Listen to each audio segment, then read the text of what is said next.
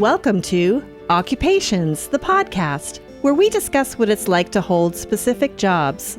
Occupations is brought to you by lotsofmaps.com, where you fulfill your vintage map gifting needs. Visit lotsofmaps.com.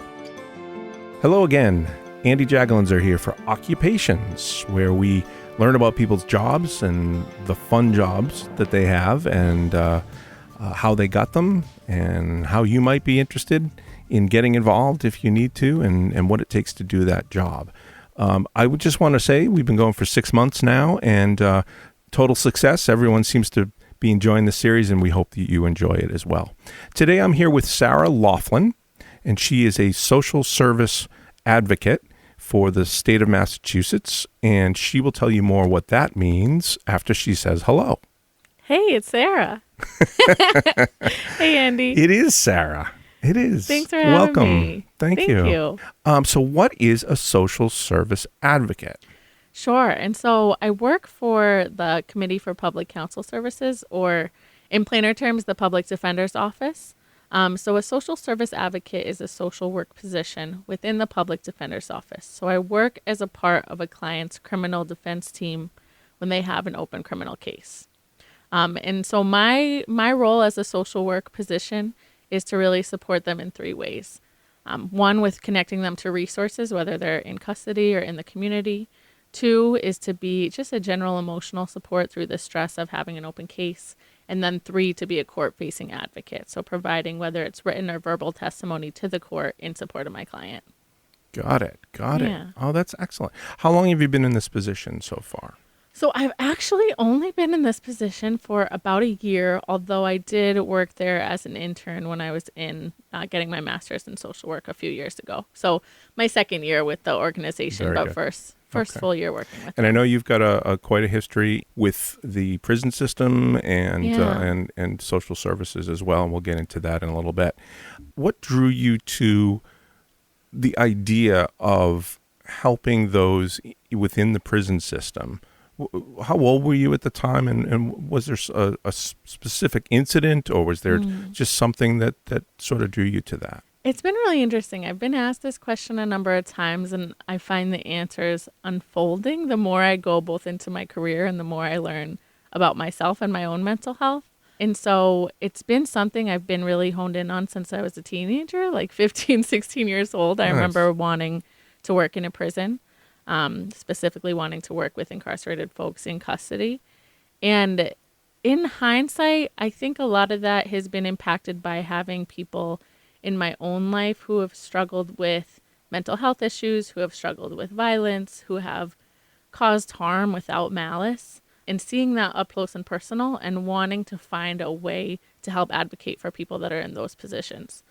So I think there's a lot of personal experience, and then as I've gotten more and more into the subject matter and learned more and more about the prison system and the prison industrial complex and spent time in those spaces, it's just kind of fortified that passion for doing that work. Now, I know mental health is finally starting to get its due Finally. Yeah. in Finally. this world. Yeah. And it's been long overdue, clearly, and in a lot of different areas. Yeah. And prison system is one that I'm not sure everybody really thought about as we think about ourselves and functioning people within society, but those that are having trouble functioning in that society may need those services even more, right? Yeah, absolutely. And like you said, I think we're having a slow coming to of just how crucial and important mental health support is. And it's interesting with the prison system, I think there's been a big shift in the last 10, 15, 20 years, because part of how prisons operate is that they're intentionally built to be hidden from public eye. They're intentionally built to separate people.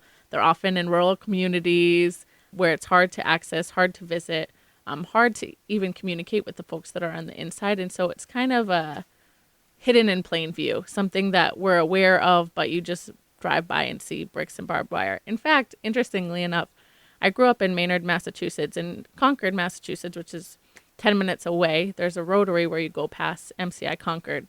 And again, it's just a big brick building with barbed wires, and there's a whole community of thousands of incarcerated people inside, but you never think about it when you drive by. So it's very intentionally built to be hidden, but I think there's been a big shift in the last, again, 10, 15, 20 years of the stories from the inside coming to the outside. I think that's happened through media, obviously, social media. I think that's happened through music. That's been a big pathway of learning for me, art, music, and literature from folks who have lived experience. And again, coming more and more to the public eye as we have more access to what's actually happening on the inside. That's well put. No question, creativity sparks a whole different sense and a whole different side of people, for sure. Mm-hmm. That's for sure. Mm-hmm. We clearly live in a state that is progressive in these areas. Mm-hmm. Being a blue state, being a state that seems to understand that people need help in a lot of ways. I know we're blessed to be living in this type of state. Absolutely. Is the rest of the country starting to shift this way, or are we just way ahead of the curve here in Massachusetts? It's interesting. There are definitely pockets of the country that are shifting these ways. There's different communities, be it in California and in Oakland, be it in Chicago. New York has pockets that are really moving this way. An interesting answer to that question is that while we are a blue state and while we do have progressive politics, we have a very different prison system than, say, there is in Mississippi or in Alabama.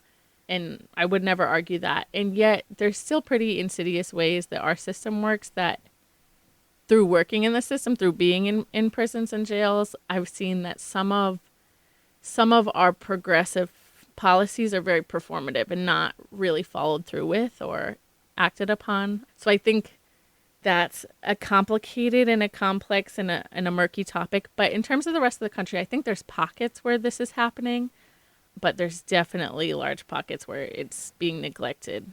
So are you saying that there are, and obviously you work for Massachusetts, you don't work for Mississippi, and you may not understand Mississippi. Are there still prison systems? There are no social workers for prisoners.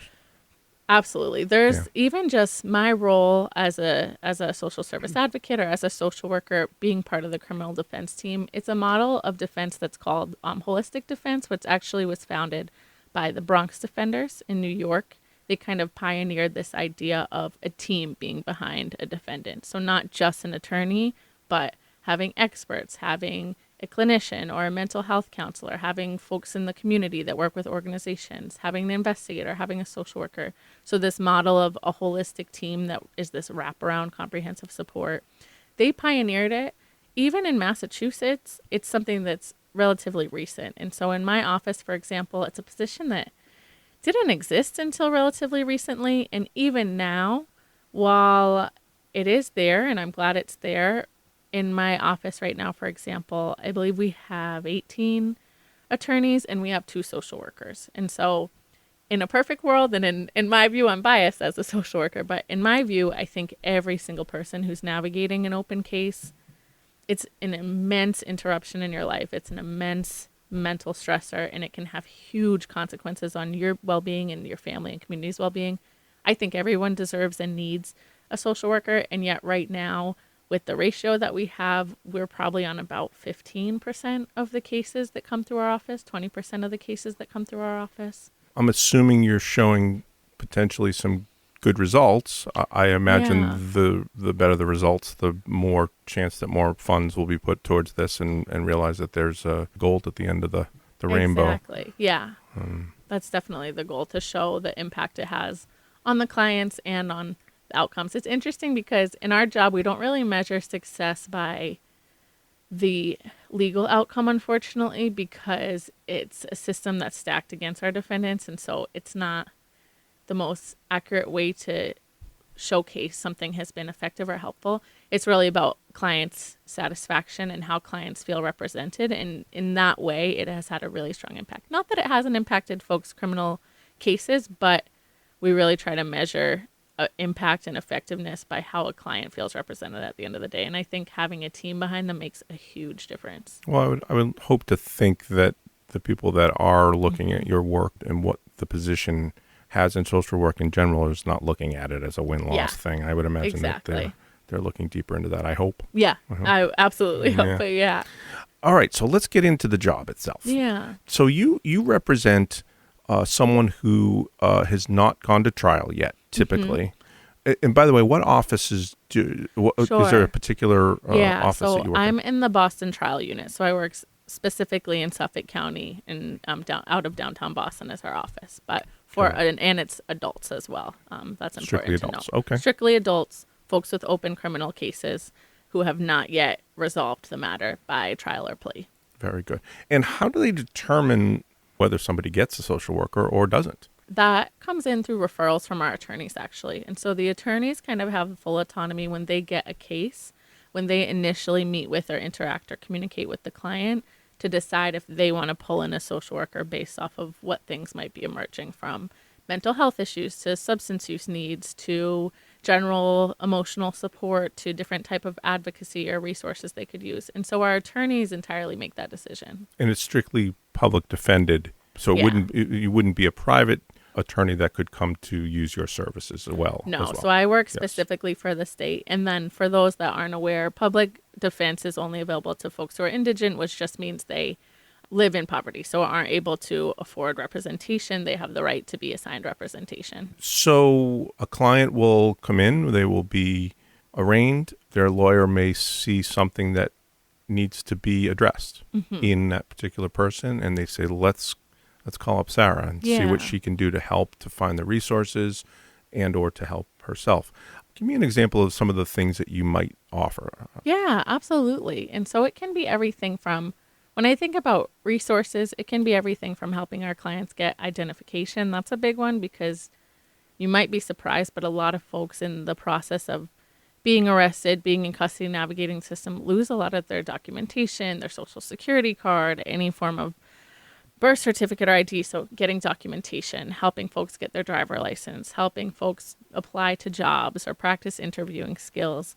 Sometimes it's really basic resources and needs, like helping folks find access to food, shelter. Housing is a huge, huge, huge need. A lot of our clients navigate homelessness.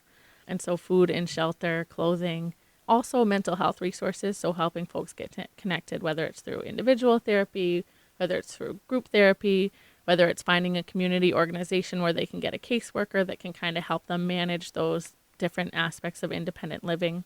So resources is really kind of widespread and can be whatever the client brings to us and says, this is an obstacle in the way of me living the life that I would like to live, feeling healthy and feeling supported and feeling a part of the community. Another big part of it is being almost like a crisis counselor for folks, being an emotional support throughout the process.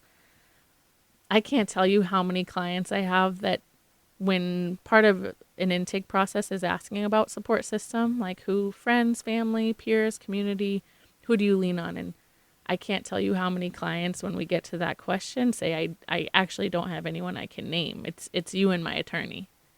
You know, I have a client that I visited with who's in custody. I visited with him the other day and it was his birthday and I said, happy birthday. And have you talked to anyone today? And he's been in custody for 2 years and said, I haven't got a single phone call in 2 years. So no, I haven't got a happy birthday. Thanks for saying happy birthday to me. And so being just a person who's in your corner, being a person who sits in the courtroom with you, that you can look out into the crowd and see a face there that's on your side, being someone you can call the night before trial and vent to or cry to or get frustrated with. Being an emotional support is a huge, huge part of it. And then the advocacy part too. So another big role of mine and a part I love because I'm a really avid writer and I love storytelling and I think it's a really powerful tool in change and creating change, is spending time with our clients, learning their stories, learning to contextualize them as a human being outside of this alleged moment and helping share that information with the court. That's terrific. Let's talk about your day-to-day. Yeah. So it sounds like no 2 days are the same. Yeah, that's something I love about it. It's definitely a job where no 2 days are the same. I would say that a little less than half of the time I'm in the office, and that time is usually documentation or meetings with attorneys or other social workers in the office or making phone calls and sending in referrals. But a lot of the time is in the field. So a lot of my time is in court with clients. A lot of my time is visiting clients who are incarcerated in various jails and prisons in Massachusetts. A lot of my time is being in community with clients. I ended my day today with a porch meeting with one of my clients. We sat on her porch in Dorchester for about an hour and had our meeting in that way and talked about her various needs in that way. And so the days are all very different, which I really enjoy. It makes it kind of feel novel and interesting and fascinating to try to meet people where they're at in different ways. Yeah. So you get up in the morning, and how do you, I brought up the scenario that somebody throw up the bat signal to get Sarah involved, but how does that work? Take us through a typical, and I know there probably is no such thing as a typical, but take us through a typical, like an example of a day or even a particular client or something along the lines of that. Yeah, like I can walk you through today actually, because I think it was all over the place in a beautiful way that kind of demonstrates the job. I started the job in one court with one client. Myself and her attorney picked her up in the morning because she has some mental health issues and obstacles that make public transit not a safe option for her. So jumping into the community with our clients. Started by picking up our client, driving to court with her. Started in one court. When that finished, walked over to another court to meet with another client who had a pretrial hearing. That was a hearing where I was there for just kind of general support to get the next steps as we move towards trial a couple weeks out from now. Then I went back over to my office to kind of do some documentation about the morning, and I got 2 new referrals, so 2 new clients that have different ways that they need support. And so phone calls to those clients, they happen to be in the community, so phone calls to those clients to set up that initial meeting, stopping by the attorney's offices to kind of chat more about what they've experienced and what they've observed so far in their interactions with clients. After that, like I said, I headed over to Dorchester to meet with a client at her home. Again, another client that trying to really make our services accessible. My office is lovely and it's easy for me because it's right by downtown Crossing. It's kind of near the financial district. It's a beautiful office. It's not the most accessible for our clients, and for a lot of reasons, whether it's transportation, finances, comfort, safety. I try to meet with people wherever feels the best for them. And so ended the day sitting on a porch with the client and doing our meeting outside of her home because that felt like the best place for her to do it. And so today was a great example of kind of just from court to meeting with clients in the community to getting new referrals and convening in the office, being in a lot of different directions in a really beautiful way. It sounds like it's kind of whatever it takes kind of an attitude that you have, which is really lovely. As far as your resources, now you probably were given a list of places that were there, but are you doing research to try to find new and improved ways of doing things? You ever get a client who's just their resource needs you've never experienced before, and now you got to get on Google and see what you can find, or go into the community? Do you ever go into the communities and try to find resources within the community that your clients live in, or Yeah.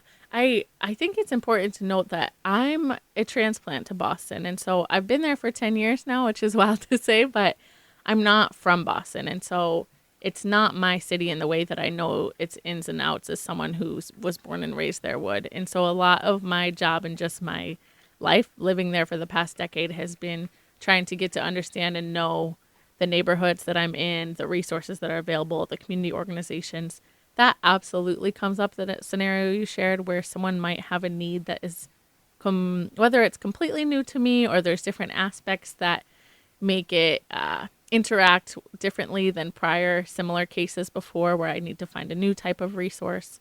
And I feel really lucky that there's a good network of other social workers and we lean on each other a lot. And so we kind of have a Northeast region that we work together. We email and call each other a lot to say, does anyone know of good resources for this scenario? Has anyone had experience with this before? Does anyone have an in somewhere of someone you trust in a program that can be a good help? Because something that I've noticed that's really difficult is while there is a growing interest and awareness of how serious mental health is, it's, as someone who's formerly worked in clinical roles, as a therapist, as a substance use counselor, it's always wildly understaffed and underpaid. And so it's a complicated thing because there could always be more resources.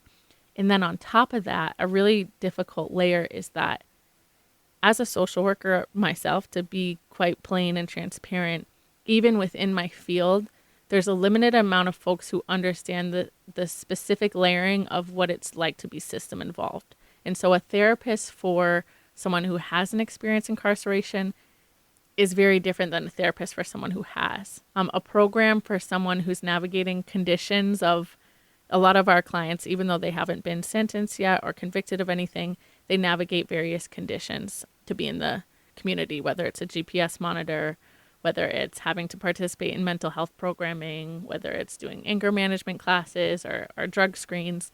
And a lot of programs and existing resources don't understand the specific pressures and complications of navigating those spaces with an open criminal case.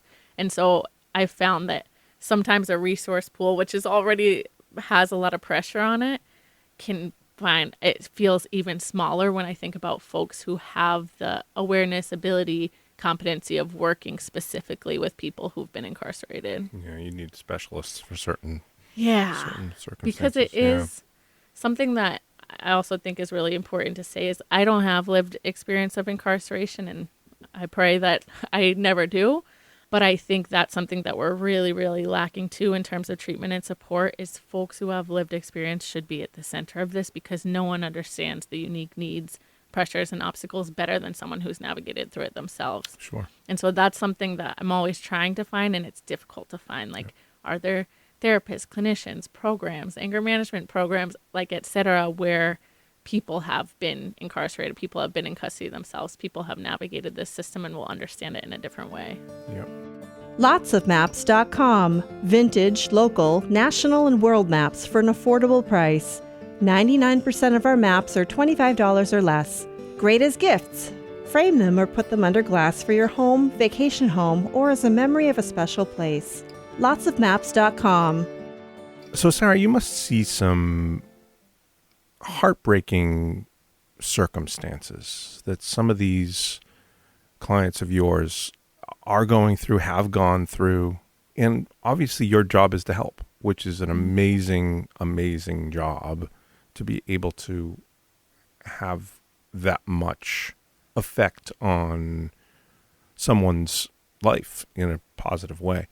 How do you personally deal with the heart? And I imagine there's some where the end is not always a happy situation either, where I would assume some of your clients go away to prison. Mm-hmm. How do you deal with that part of the job? Because there's got to be sadness in there. Lord knows you probably have some great days where absolutely where you feel like you're really having an effect, and that must make you feel really good. But how do you deal with those bad days or the bad situations that? And I imagine that there's a lot of sadness probably just coming from the situation that some of these folks are in before the criminal charges have even been brought. Absolutely. So how do you deal with that aspect of it? It is such an immense privilege and honor to share space with people that are navigating these situations, especially people in custody, because they're being very intentionally separated from so many of their supports and so many things they love. And again, for many of our clients, they don't have much else. And so I take a great amount of responsibility and see it as a great privilege and an honor to be in those spaces and to be witness to walk beside someone in those moments, to be witness and to their vulnerabilities, to be relied upon. Interestingly enough, my resource of the way I replenish myself, because it's, I don't know if you're allowed to swear on here, but it's fucking heartbreaking work. It's heartbreaking work. Like you're saying, some of the situations that our clients are navigating, some of the outcomes, and beyond that, it's unfortunately a profession where you lose a lot of people too. Like, that's by far the hardest part of this, and it will never not be the most heartbreaking thing is you lose clients. It's fucking heartbreaking. And my pool where I draw from when I'm in those spaces, when I feel completely helpless, like nothing I do matters, like I can work my ass off all day, and maybe it feels good, someone gets out of jail, but then they go right back to the same environments and systems and oppressions and obstacles. On the days I feel helpless, the place where I've found nourishment is in my clients, as strange as that sounds. Before I was doing this work, I worked in prisons in Massachusetts. So I worked at MCI Concord. Interestingly, the one that I drove by all the time as a kid, that was the first prison I worked in. And I worked in MCI Norfolk. And Norfolk was really transformative for me because it's a prison. It's a medium security prison. The largest prison in Massachusetts, about 1,500 or so incarcerated men. And half of the population there are lifers, so people serving a life sentence.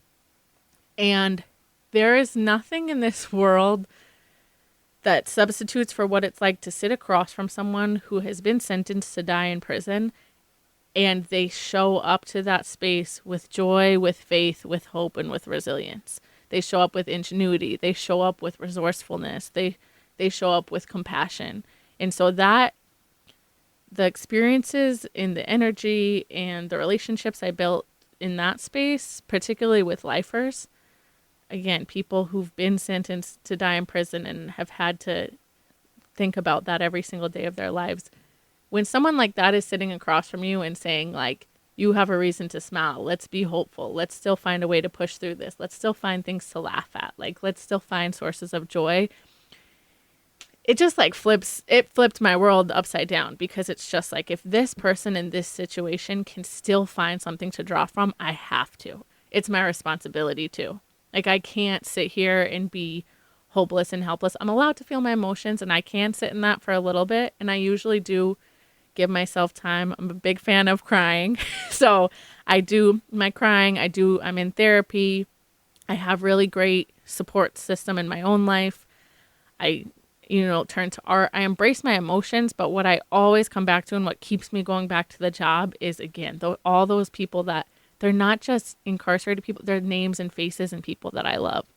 And when I say love, I want to just take a second for that, because something that really frustrates me about the social work profession and helping professions is there's a real abrasion to the word love. There's a real fear around the word love of what that means about boundaries and getting over involved and pouring too much of ourselves into the work. And of course, I don't mean love like a romantic love or a familial love. I mean love as in, I look at these people and they're my community. These are people that I care about their well-being, and I see myself in them and them in me. And so I love my clients and I care about them so much, and that's where I draw from when I think about all the names, all the faces, all the people.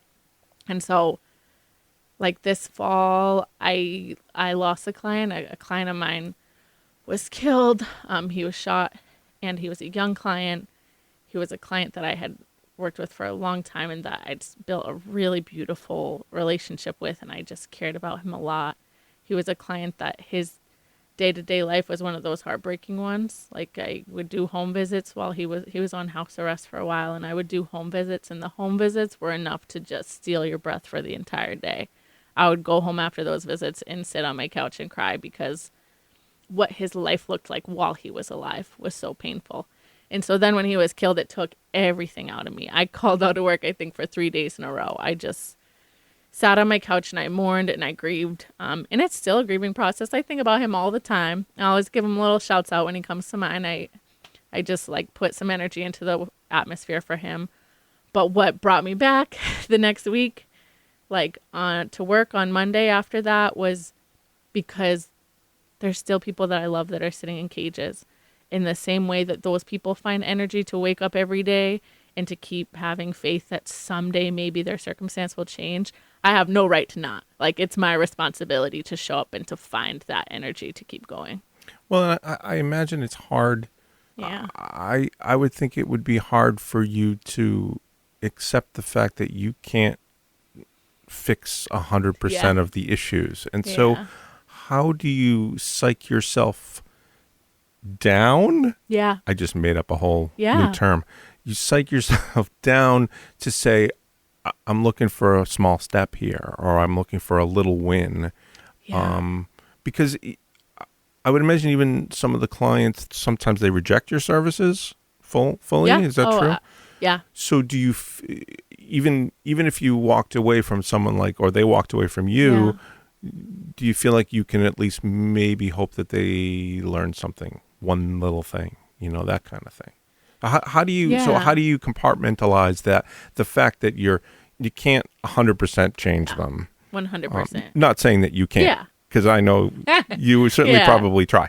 But how do you accept the fact that you can't just work on this one person 100% of your time and fix their problems? All the time I say, in my dream world, like my dream world of social work, my caseload would be like 5 people. It would be like 5 people, and I would get to give them so much time and attention and love and focus.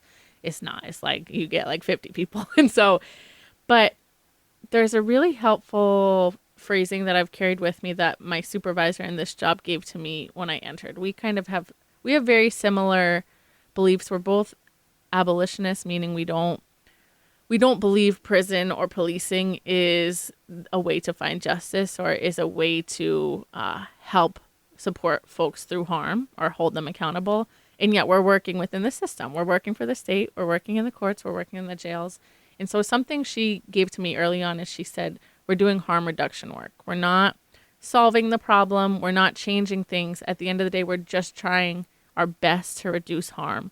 And so a lot of times that looks like, again, not like a great outcome, knowing people are stuck in these cycles, that heartbreaking thing of no matter what I do, this person is still, I can't change the world. I'm one person. This person still is up against all these systemic issues, all these environmental issues. So harm reduction has been really helpful for me in understanding that sometimes all I'm going to do is sit with someone for an hour and hopefully be a distraction for 1 hour and help them forget that they're incarcerated, or be the person that says happy birthday when they haven't heard it yet, or be like, I had a client the other day who right now she's incarcerated, but she has been navigating serious mental health issues while incarcerated. So they moved her into a hospital setting. So I visited her at the hospital the other day and I brought her jelly beans, and my client cried. She sobbed when I gave her jelly beans. And she said, this is the nicest thing anyone's done for me in a long time. This is the best day I've had in weeks because I brought her jelly beans. And so with her, when I left that meeting, I called her attorney and we both said the odds are stacked against her. It's a horrific situation and she's in a horrible spot where there's not a ton we can constructively do. And yet for her, harm reduction, to sit with her and eat some jelly beans with her and get us a laugh and a smile out of her. At the end of the day, I'm not changing her life in the ways that I so wish I could, not changing the circumstances, not changing the resources available to her. But like, even if it's just giving someone 1 hour where they feel seen, as cheesy as that sounds, that's where I have to dig into. And like, that's where I have to find kind of like fulfillment and motivation in the job, is just trying to reduce harm, because I'm one person and we're one organization and these people are against a sea of things that are trying to hold them down. Not to take anything away from the magic of jelly beans, but it sounds to me like it's more than jelly beans, you know what I mean? You were the thing that she cried about. Yeah, the jelly beans just was the jelly beans is the tangible, like the tangible someone maybe cares about me in this moment, and I haven't felt that way in a while. Like Batman has his utility belt. Mm-hmm. Would you carry like jelly beans in one of your pockets?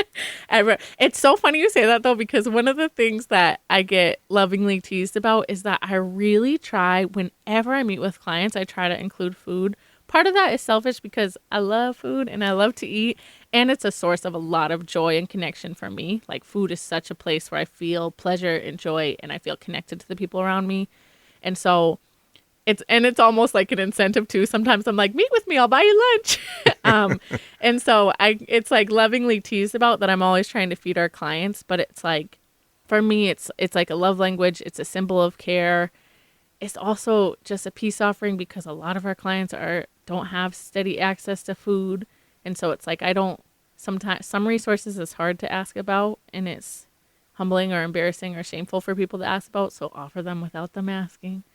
I won't lie. I do love to use food as a way to get the meeting to happen. And it's just a way to love on our clients a little bit extra. That's great. Yeah. I want to just touch on your path to where you are today? Because I know you've got quite a history with the prison system and all of that. So give us a little roundup of the education of Sarah Laughlin. Yeah, sure. I'd love to. So I did my undergrad at UMass Amherst, and along with every other member of my family, basically. And I studied sociology and English there. There's always been, again, like a really strong tie between my activist side and my art side. Like I see those as so inherently bound together, and artists have been a lot of what's propelled me into this career. So started at UMass Amherst and always knew I wanted to work with incarcerated folks. My first job out of college, I worked at a residential program in Framingham, or in Natick, and I worked with, it was young men that were in a sexualized behaviors program. And so it was teenagers, 12 to 18, who had committed various sexual offenses and needed support in navigating their boundaries and navigating their mental health issues, etc. That was such a beautiful entryway to my career because it really helped root me in switching up what's wrong with you to what's happened to you, because it's so clear. It's a lot easier for us to make tangible with children than with adults. When someone is 12, 13, 14 years old and they're doing something, it's very simple to recognize this is a learned behavior. How do you know about this? How do you know to act this way? Where is this coming from? And so it was a really important place for me to see this strong tie between how someone is treated as a child versus how they're treating others in their early development. It was also huge for me because I am a survivor of sexual assault, and so it was kind of facing me right up against my triggers of being with people that had caused sexual harm to others. And as complicated as that sounds, very quickly grew to adore and love them and understand this isn't malicious. This doesn't come from a want to hurt people. This comes from your own pains. Hurt people, as the phrase goes. After working in residential programming for a couple of years, I was a counselor in that role. I'm a residential counselor. I moved on to working in the prison system. So I worked in MCI Concord and MCI Norfolk, and I was a substance use counselor. So I worked with an organization that contracted with the Department of Corrections. So I didn't work for the DOC, but was an outside agency that went in and provided services. So I was a substance use counselor and assisted in this program where I was given a caseload of incarcerated men and helped them navigate various issues related to addiction and mental health issues. I was there for a couple years, and I always say that my time there turned me into an abolitionist. I went into that job believing in prison reform, saying we need to make changes with our prison system because the way that it's operating isn't okay. It's discriminatory. It has very racist roots. The law and justice isn't applied equitably to all people. And so I went into prison saying, let's change it from the inside out. Very quickly into my time in the prison system, I realized that that wasn't possible, that even treatment in a carceral setting, you're under the thumb of the DOC. So my boss was always the DOC, and there was a lot of ways in which we as a program wanted to provide support and counseling and therapy and resources to clients that the DOC simply said no to. Just to be totally transparent, because I'm very open about this and it's shared information, I was fired from that job. It got to the point where there were so many things that I saw that as a bright-eyed, bushy-tailed, young, just out of college person, I tried to stand up against and speak out against things I saw as human rights violations, things I saw as really harmful and detrimental and downright abusive to our clients. I would speak up against, and I quickly found that got me in trouble and got me ostracized, and I ended up getting fired after about 2 years of being in that role. And so I say that working in the prison turned me into an abolitionist because I hoped that it was possible to change from the inside out, but I quickly found that if you don't adhere to the culture, you're outed. You're pushed out. After that, I took a little bit of a step back because I wanted to figure out how to do the work in a sustainable way, in a safe way. I said, I want to do this for the long haul. It's the only thing I want to do with my life, and I can't just keep getting fired from every job I have. How do I find a place where I can find people that align with these values, that see it as a strength to stand up against systemic injustices and don't see it as something that needs to be punished. So where's my community and what does this look like? And how can I make sure I'm healthy? Because that was a really brutal experience to go through. So I worked in healthcare for a little bit, which is its own brutal system in a different way. There's a lot of overlap in the way that marginalized folks are excluded from care in the healthcare system as well. Worked in healthcare for a little bit and then found my way back by going back to school. I decided I wanted to go back to school and become a social worker. The initial impetus behind that was that, to be honest, there was a lot of spaces when I was working in the prison that I would try to speak up against something, and I was spoken to and regarded as like a young person who didn't have experience and didn't know what they were talking about. And I feel so privileged and lucky to have access to higher education, and I think it's really important and powerful. And unfortunately, people take you more seriously when you have stupid letters after your name. Like having these letters that I paid for at the end of my name at the end of the day makes people treat me differently. And it shouldn't be that way. Like, again, lived experience should be seen just as much as expertise as me having MSW at the end of my name. But unfortunately, people take you differently, respect you differently, and you have more access to positions of power when you have higher education. So I went back to school because I said this can be at least one protective factor to give my voice a little more resonance and have people take me a little more seriously. And of course, it's an incredible resource to connect not only to education, but to network with other people that have similar passions. So went back to school, went to Boston College for social work, and in through BC is where I got connected to the Public Defender's Office. I interned with them my first year and just fell in love with the work. I just fell in love. Again, I felt like I got to be with my dream client, my dream demographic, which is folks that are incarcerated. But I was going into the jail and then leaving. I wasn't working there 40 hours a week. I wasn't under the rules of the DOC. I had an organization, a state organization that did have some power and influence behind me. So I felt like I could still access my clients, but in a sustainable way and in a way where I had a little more influence. So I loved that.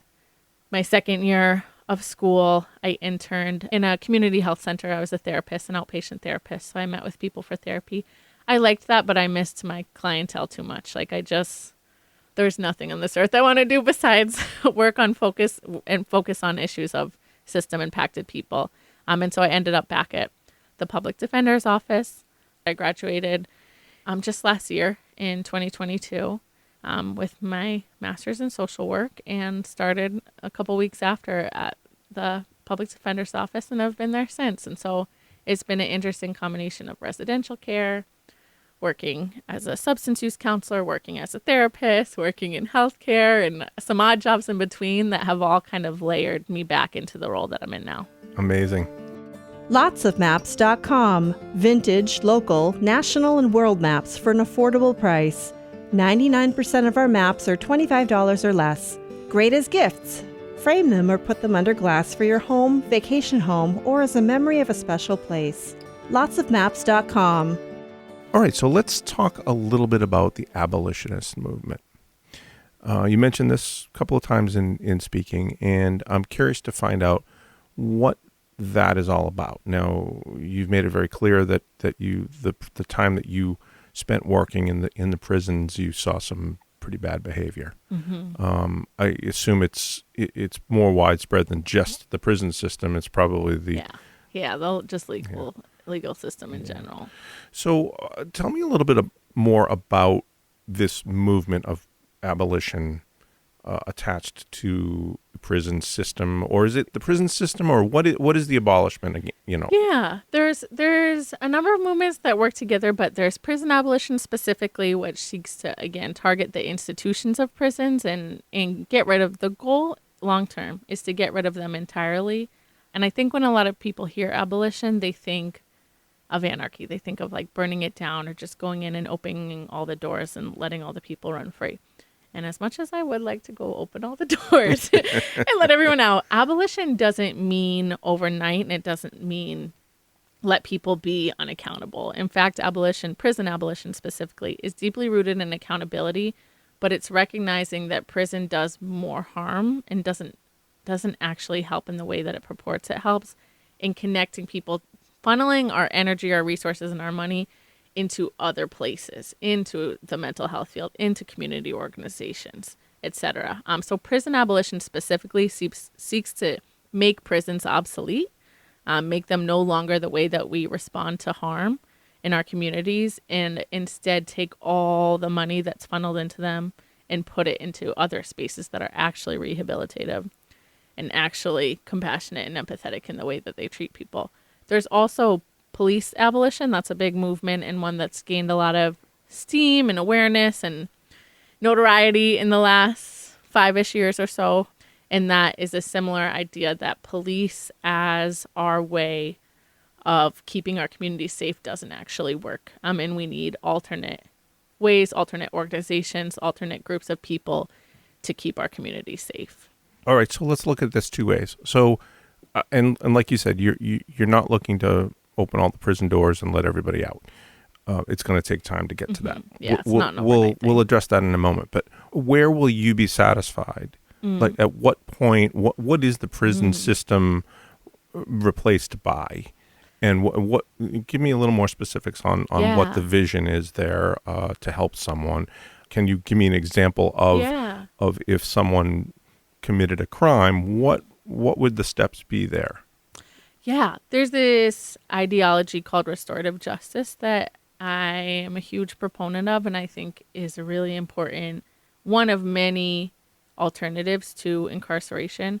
Restorative justice is actually an indigenous practice, and so it's not creating something new, it's actually getting back to our roots. Like, indigenous cultures all over the world have practiced restorative justice. And what restorative justice does is it sees crime as not in between individuals, but crime as the failing of a community. So if someone harms another person, if someone commits a crime, this means that the community has failed. We all have contributed to this person getting to the space where they don't have the supports, the resources, the stability to be able to be a healthy contributing member of society. And so restorative justice is really beautiful in that the way that it addresses harm, the way it addresses crime, first of all, it centers and includes people who've been impacted by harm, survivors of harm. It makes their voices some of the loudest in the room in determining what accountability looks like, what repercussions look like. It also includes folks who have caused harm so that they can share about how they have got to that space before and shed some light on what the path to causing harm is. Because I'm a big proponent that healthy people don't do evil things. And so when someone does something that we see as heinous or evil, there's usually something underneath that's gotten them to that space. So RJ, or restorative justice, it centers lived experience. It centers both people who've been responsible for harm and people who've caused harm. And as a community, you make decisions and work together and to figure out how to make someone best be able to re-enter society in an effective way. The goal is for them to reconnect with society as soon as possible and in as healthy way as possible. Whereas prison, a lot of the time, is to take someone away for a period of time. It's interesting because our prison system paints that as the punishment. You're sentenced to X amount of years in prison. And yet, along with that comes the treatment and the abuse that you endure, the conditions within a prison, which is often ignored. But we're also exposing someone to subhuman conditions, living in cages, eating things that's not considered food, not having access to water, hygiene, showers, etc. But anyway, all this is to say... Thus more trauma. Yeah. But all this is to say, restorative justice really says, like, how do we as a community address this? How do we come together and try to get someone the supports that they need? I learned about it when I was working in the prison because in MCI Norfolk, the incarcerated men there had created their own restorative justice groups. Restorative justice is typically run, they're called circles, and their format is a circle. It's for everyone to be looking at each other and be kind of grounded in the center of that. So in Norfolk, I think in 2013 or 14, they established a restorative justice circle that with the specific idea of folks that were older and had spent more time in the system being mentors and guides and supports to younger folks and helping them understand and be accountable for their actions and also understand where that comes from. So I learned about it in there, and then I followed it to the outside. So as wild as this sounds, some of my clients who I had in Norfolk who were incarcerated at that time have since been released and took what they were doing on the inside and brought it to the outside. And so I had like the absolute privilege of this past year, I had a year-long contract working with an organization called the Transformational Prison Project, which is run all by formerly incarcerated men who served a significant amount of time in the Massachusetts prison system and have learned these principles, practice these indigenous principles on the inside and are now bringing it out into the community. I still do that. I worked with them for a year as a restorative wellness guide, which is essentially a clinical position, helping to support people who are reentering and navigating those restorative justice spaces. I still volunteer with them, and they work with youth and with adults, both with folks that are incarcerated and reentering, and they address harm in real time by surrounding someone with community support and as a community determining the best ways to hold someone accountable and to move through that harm. Excellent. So are there other nations doing this? Now, I understand there's indigenous populations and small communities that might have this, like a prison system itself. Are there any other nations doing this? Do you know? There's spaces in the world where it's still tied to that culture, where it hasn't drifted as far from that culture. So like there's a lot of places in South America, there's Central America, Africa that still have a communal response to harm. It's a lot more community-based. Things are solved within. That's another part of restorative justice. It's that we want to solve the problem or address the problem in the space where it's happened, instead of what you see in our prison system, which is someone is plucked from a community and the outcome is determined by people they've never interacted with, never seen, and have nothing to do with them, and no overlapping identities. Another part of RJ is we solve this in our own community. We solve this in our own neighborhood. So there are a lot of pockets of the world where people are using that format of we solve this within our community in various ways. There are also a lot of pockets in Europe. It's more on the prison reform train, but there are spaces where there's a much larger emphasis in a lot of European prison systems on the rehabilitation part. There's a couple of great documentaries about like Nordic countries, and a lot of their prisons are, people will joke like they're like hotels. People are given amazing gyms, access to the best therapists, the ability to work, the ability to see their family, just incredible resources, because the goal is for them to come out of prison a better and healthier person they went in. So there's definitely models around the world of either stronger focus on rehabilitation or stronger focus on community's role in deciding and determining accountability. There's also the opposite. There's also plenty of places where things are done in a lot more punitive and abusive manner. But there are definitely, I think, nations and communities that are currently doing things that we could really draw from and learn from. So let's just talk a little bit about how do we get to this point of what you're talking about abolishing. Now, I'm going to assume that because mental health is being taken more seriously in the United States, in the world, as an example, your job is pushing a little bit into the prison system, that things are changing to some degree already, albeit small. And small victories add up for sure. I would love to think that this is maybe the start of some sort of a movement towards at least understanding that these people are human, first of all. And let's take that as a victory.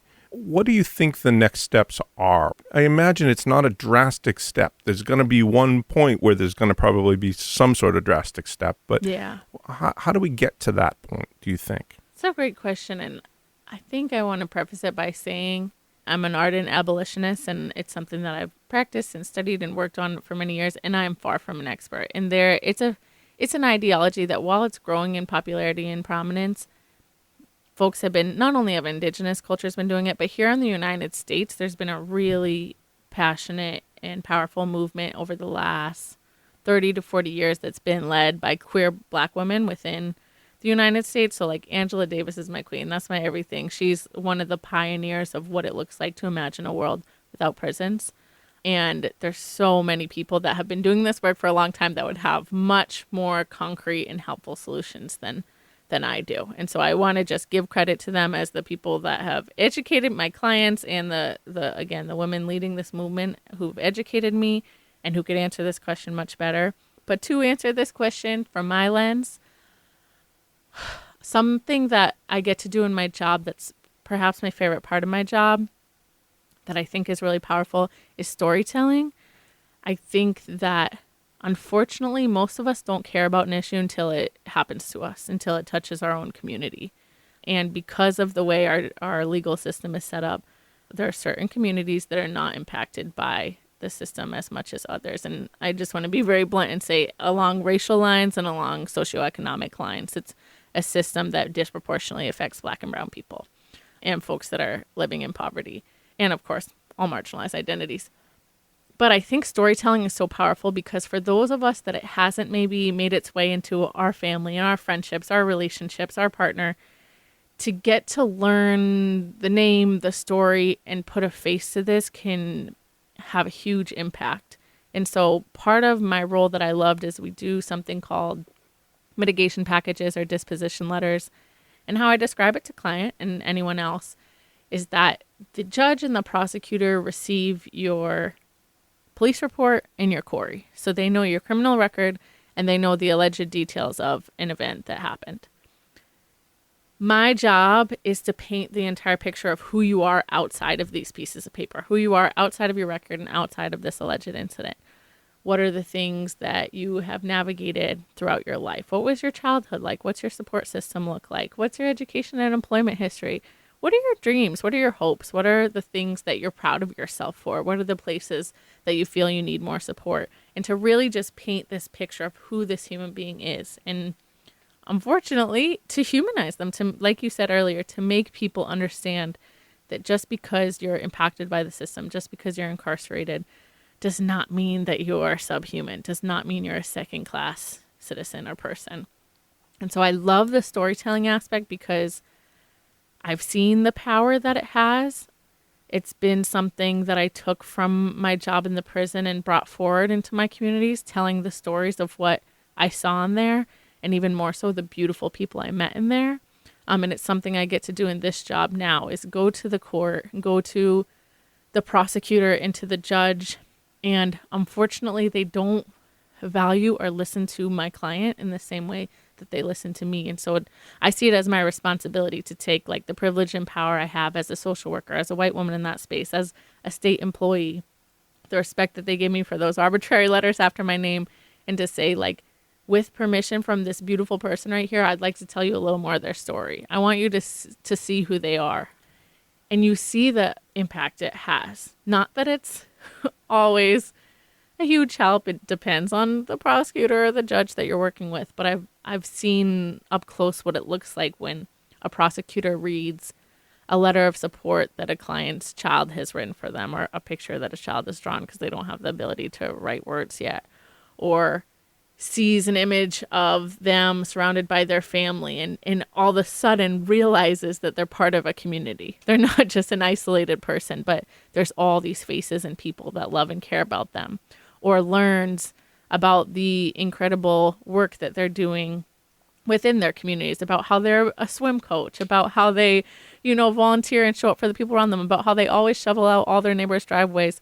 Or understands the immense traumas that they've been through, because every single person I've ever encountered at this job has been harmed a million times over and has gone through immense traumas. And so takes a second and says, wow, if I had gone through this, I might have similar reactions to the world around me. I might end up in a similar situation. So I love the storytelling aspect. And I think that's, for me, feels like a powerful starting point for abolition, is to help humanize, tell the stories, and give a face and a name to this, so that it can't be some distant problem, but like you see the eyes of someone and you hear their laughter when you think about prison.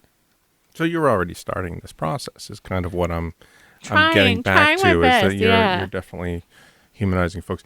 Let me ask you this. Is this a growing field, do you think? Now, it sounds like there's just two of you in this office. Like you said, you're probably overworked, probably have too many clients. Like you said, you're only touching 15% of them. So I imagine there's room for growth. Do you think it is growing? I think it is. I think social work in the realm of the legal system and system impacted people, I think it's growing. And I also am hopeful that an abolitionist or restorative justice lens is growing. And something that gives me hope is I notice our interns give me so much hope, because our interns, both our social work interns and our legal interns, the tide is moving towards abolition. So it's so much more prominent in the interns that we have in the office than it is with the existing attorneys in our office. It's almost a sense of duh with like the shouts out to Gen Z because they're really carrying the team on their back. It's almost a sense of duh. Like the 20, 21, 22, 23-year-old interns that are coming in are like, of course, why would we believe in this system? It doesn't work. We all know that. Whereas myself and the other folks that are a little bit later in their career or older, it's been a slow learning process for us. And I think the tide is turning as evidenced by these new and younger people coming in and having a different lens and one that aligns with alternatives to incarceration. These interns must remind you a little bit of a young Sarah Laughlin, though. They're so cool, and they're so much cooler than young Sarah Laughlin because, again, I was like, we're going to reform it. We're going to change it from the inside out. And they're coming in day one like, nope, we got to burn the whole thing down. And I'm like, I love this energy. And so, yeah, I feel a lot of hope in building community with other people that whatever the angle or the lens is, and that's the thing about abolition, too, that's interesting is my approach is a very mental health minded approach, a very trauma based approach is again, this concept that hurt people. And as restorative justice has taught me, and the slogan of the organization Transformational Prison Project that I work with, their slogan is hurt people, healed people. And so this concept that lived experiences are guidance through this. I have a lot of hope that these folks that are coming in have these fresh eyes to find alternatives to incarceration, whether it's from the mental health angle or if it's from the fiscal angle. Like we all know we spend so much goddamn money on our prison system and nobody likes that, and all our tax dollars. And so even if it's from the fiscal perspective, trying to get people to buy in and say how much money we waste on it, whatever angle it is, I'm seeing more and more people buying in for various reasons, which I really love to see. Great. Yeah. Where do you see yourself in 5 years? Ooh, Tough I love question, that I question. know, but yeah. I mean, it's easy to say, sure, still doing this job or whatever, but I mean, let me ask you this. Where do you think the prison system will be in 5 years? Ooh. And where will your place in it be? My dream, and I'm going to try to put some energy into it and manifest it, both for me and the prison system. My hope is that the prison system in 5 years, we start to filter folks out of it. And so we have, as we all are aware, the largest incarcerated population the world over by a long shot. You take like the next 10 countries after us and add them together, you still don't get us. And so I would love to see that number start going down and down and down. Prisons and jails start to close. Those places, again, slowly becoming obsolete by people starting to filter out of them. So in 5 years, I would love to see less people in the prison system and a lot of those institutions closing. Where I see myself, I love the work that I do. And again, I can't say it enough. I just feel such a draw to people that are in custody, that are incarcerated, because at the end of the day, they're still going to be there. They're going to keep being there. And even in 5 years, I got to be honest with myself. I don't believe everyone in prison is going to be out in 5 years.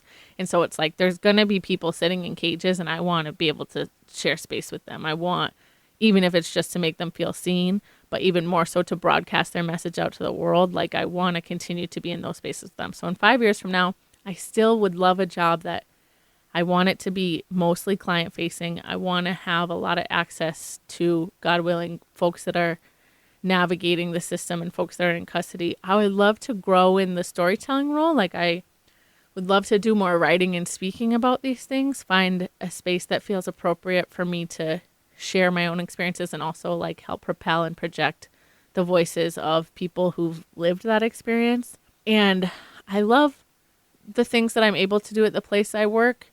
And I would love to continue to seek out like more and more radical and out of the box spaces, more and more communities, whether it's in my 9 to 5 or outside of it, more communities like Transformational Prison Project, more places where people are thinking radically about different alternatives, about other ways to hold folks accountable, about other ways to address harm. So yeah, 5 years from now, I want to be doing similar work, but maybe with a little more advocacy that is not just court facing, but public facing. So if there are folks that want to get involved, that are interested in your kind of work, that may be able to volunteer potentially to do some help in some way, or if there's internships available, where would you suggest people turn? Yeah. One thing that I think everybody should do that maybe we aren't all aware of, because I wasn't, is that courts are open to the public. So any one of us has the right and the ability to go sit in any courtroom in Massachusetts and just watch what it's like. I cannot recommend enough going and taking a day and just sitting in a courtroom and watching what happens, because it takes about 4.5 minutes in there before you see something egregious. And so to just sit and to watch, and again, for those of us, if you haven't had the personal experience, why would you ever go to a courtroom? It's a miserable place.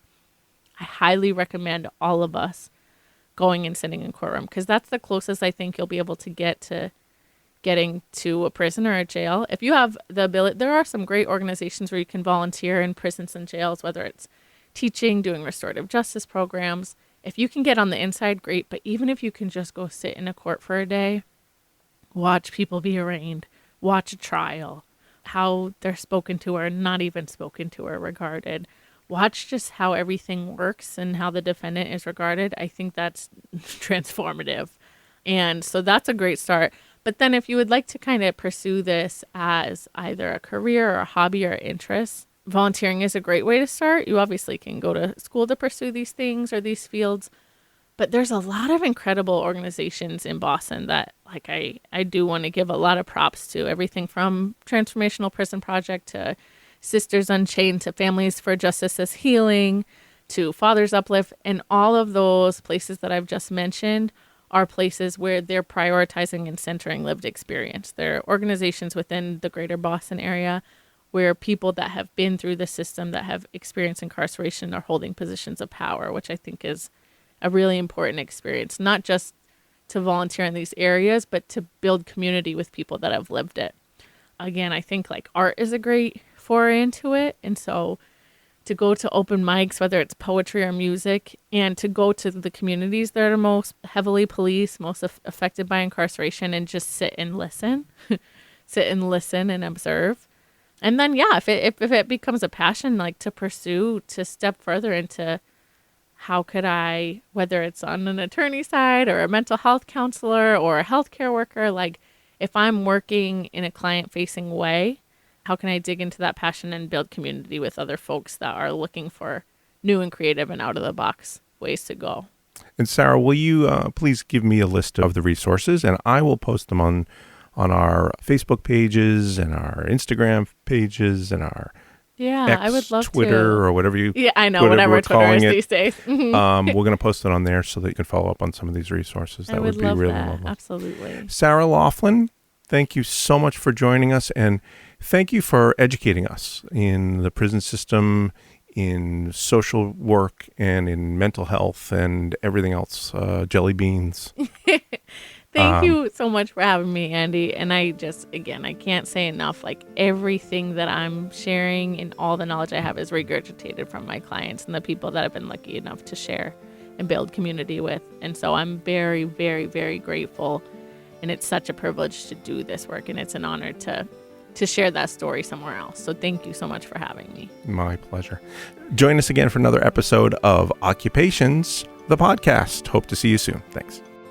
Occupations has been brought to you by lotsofmaps.com. Please follow Occupations the podcast on Facebook, Twitter, and Instagram to find information about our next episode or to see what past episodes are available.